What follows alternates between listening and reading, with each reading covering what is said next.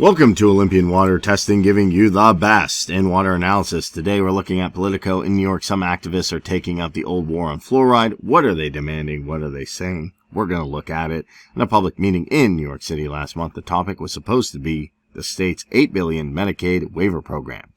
But when 13 anti-fluoride activists took the microphone to protest the use of Medicaid funds for fluoride, it became something unexpected.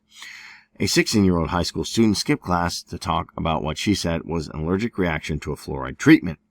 A woman waved children's toothpaste at Jason Helgerson, the state's Medicaid director. Nutritionists claimed that the people of the Weimar Republic used fluoride to keep people docile. And a young woman whipped out a ukulele, sang a ditty, and wrote entitled, "Get the F Out of Our Water." So the anti-fluoride fight, which began 70 years ago when the municipal and county governments began fluoridating the water after World War II, has seen a resurgence in New York in recent months. A cause once associated with the Cold War anxieties and government conspiracies has been adopted by a new generation of environmental activists in blue states like New York and Oregon. In New York, a seemingly innocuous provision in the state budget called the Healthy Teeth Amendment gave Health Commissioner Howard Zucker $3.5 million in Medicaid funds to award to communities looking to fluoridate the water supply. The law also requires communities that are ending fluoridation to provide an alternative. I think it's really outrageous and quite frankly offensive, Michael Conant, executive director of anti-fluoride group Fluoride Action Network, said of the use of Medicaid savings for water fluoridation. Protests and meeting takeovers could continue in upcoming months, as Albany County hopes to fluoridate the water supply.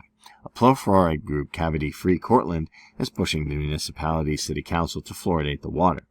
The anti-fluoride activists in New York come from two groups, the New York Coalition Against Artificial Fluoridation and the Fluoride Action Network, CAAF, was founded last year to focus specifically on New York, where all of the water supply is fluoridated, and it had 12 members at its first meeting in 2015. They wrote to the city council members explaining their views and post links to articles they believe support their cause. In 2011, Peter Vallone, then a member of the city council, sponsored a bill with the now public advocate Leah James and council members Fernando Caballero, Elizabeth Crowley, Junan Williams, and Danielle Holoran that would have prohibited the additional fluoride in New York water systems.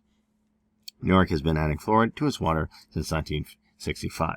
At the time, Vallone said fluoridation amounted to be forced by Medicaid by the government, and the bill went nowhere, and Vallone did not respond for requests about his current position. So there's a lot going on here with the anti-fluoride activists and a lot of different claims that they're making. There's also the government that's pushing back. So who's right? I'll leave it for you to decide. Some people say fluoride helps with teeth. Some people say that it does cause allergic reactions and problems.